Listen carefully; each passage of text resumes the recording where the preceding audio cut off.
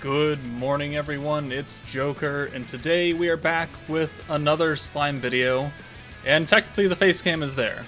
It's just not live because we recorded this gameplay actually just a few minutes ago. So I saw in my Discord, one of my Discord members, KZ, went and 3-turned Exe-freet, which I, before today, was not able to do, but I hadn't tried it since, you know, the power creep really came in. Like, we tried it with the space team, couldn't quite work it out, but then the light team came. Light Shizu became a thing, and giving the Pierce buff that the water team had to rely on from Alice changes the game a little bit, alongside the full orb hand, or the green orb changes, and that, you know, tiny 10% alt boost. So, he ran this team, sans one difference, and that would be I put Trainee under Soe instead of him putting Windmillum, but I thought it would work because I would get, in the end, more protection trait off of Trainee's 3 turns versus Millum's 1 boost on turn 3, so that's what I went with. But this is the team. Soe is here for some water DPS, Dark Millum is here really for an orb change, I guess, if we need it, into blues. Rimuru is here for his Pierce resistance down and his trait of giving me protection gauge. For the first 3 turns, and then VELZARD is the nuker. My VELZARD is one of my weakest characters in my box, and it's a sad but true statement. And I'm not going to put shards in her because I don't want to, and we know the water meta is literally a week away. So, and then the hero's here because the hero is just dumb broken, right? We knew that. So, let's chronicle the amount of tries that it takes for me to 3-turn Exe-freet, and we will start this video now. And you can see me talking, I'm in my Discord call right there. You'll be able to see my facial expressions, you just can't see me as I'm talking now, which I could technically put the face cam like below that, and you could see 2 of me, but I don't think you guys want to see that. So, 3 turns. Plus, you know, the extra rewind turn 2.5 from the hero. So we really need to get Shizu online turn 1, and that would require, at most, 3 blue orbs. 3 blue orbs. Whether or not orb changing, actually, well, hopefully without orb changing. So right here, we definitely don't get that. So we're going to reset.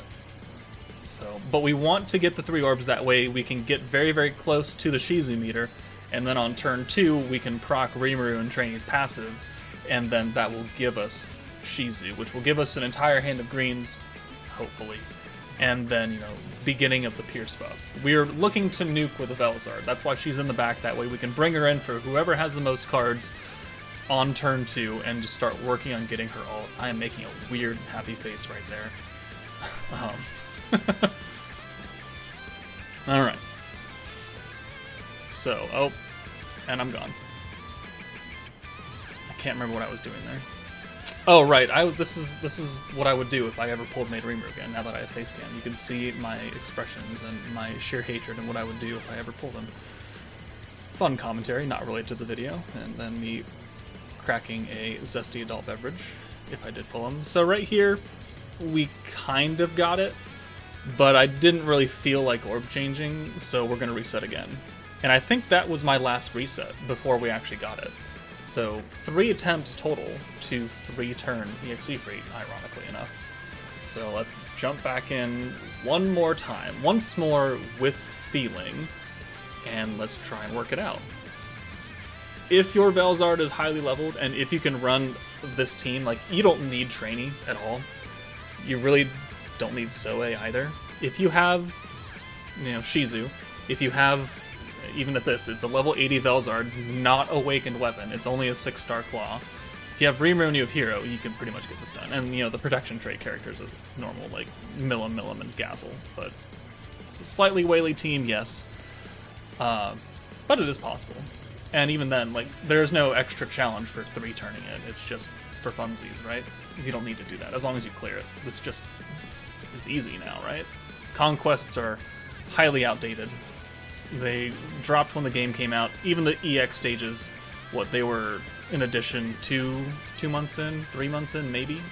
They cannot handle the power creep that has come into this game with the light and the space meta and the earth meta, because As we saw, I personally 3-turned EX Space Millum with the Earth team when it came out, which is, you know, the Earth team is good against that stage regardless.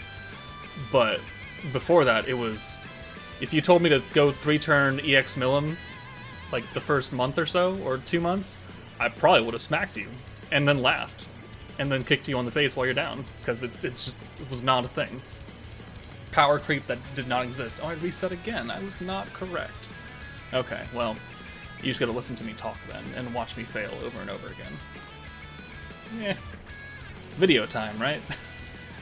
Anyways, the power creep has definitely gone up. I feel like the power creep kind of plateaued a bit and didn't really exceed my expectations with this current wind meta.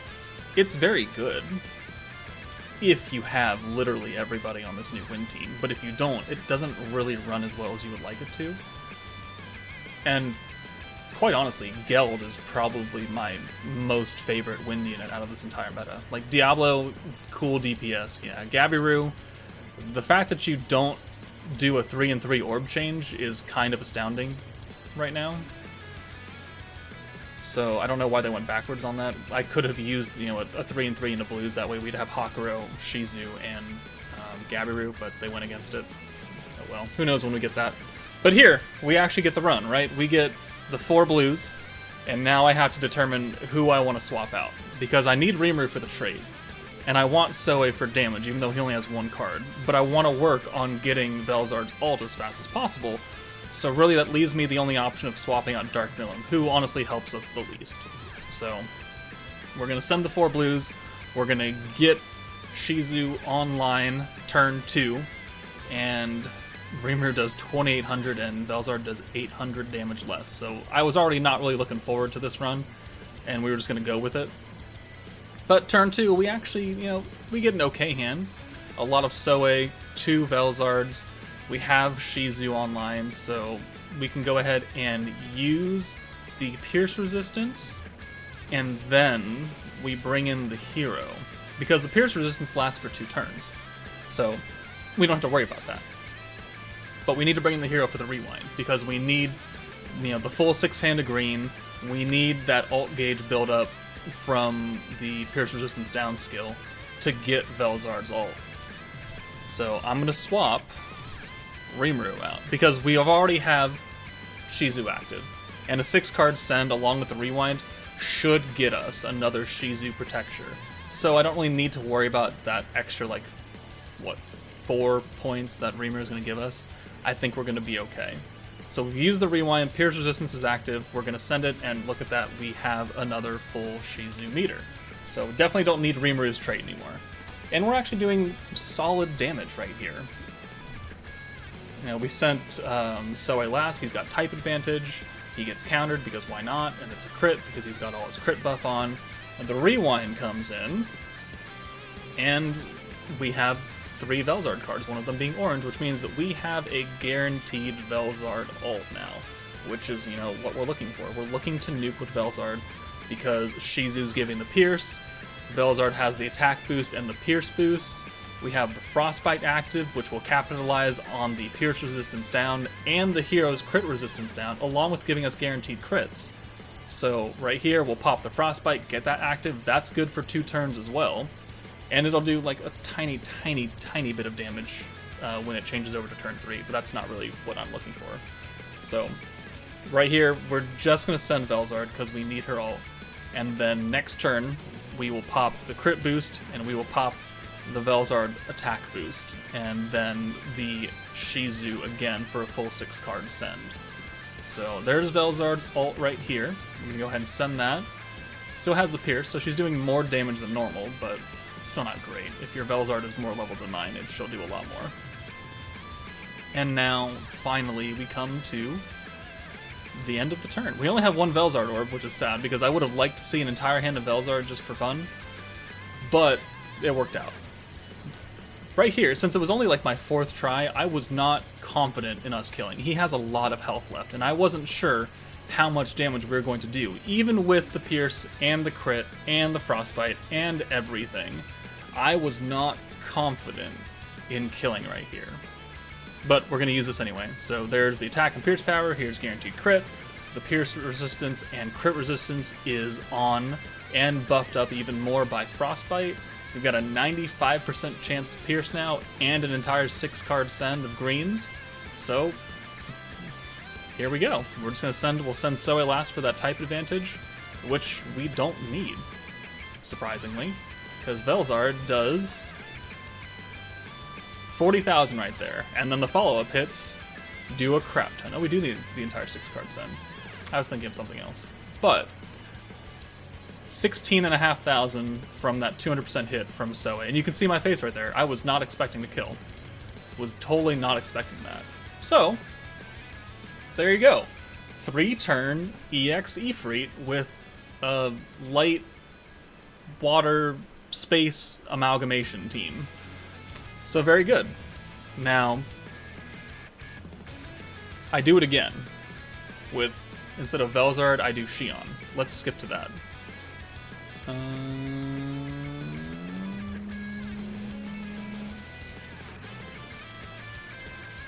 Right here.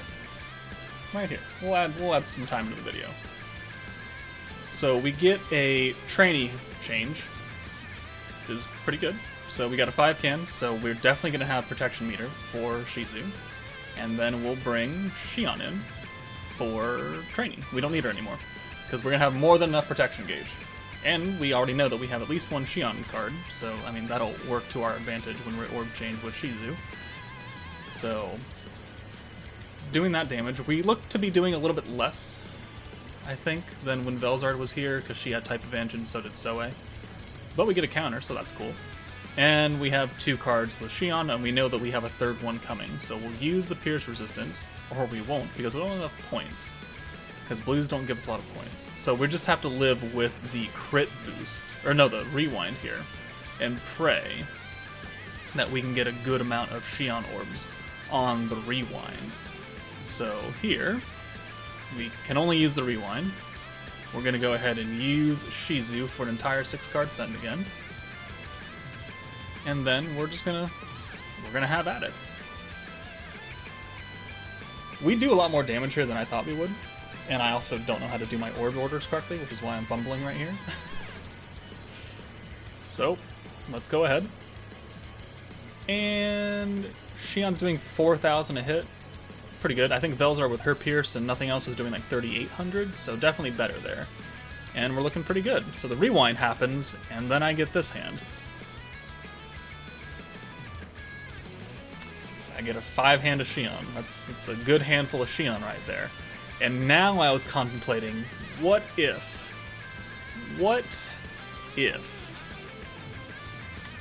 we could 3-turn it? Or what if we could 2-turn it here? So we could use the Pierce Resistance, and we could use the crit, or we could use the Pierce Resistance.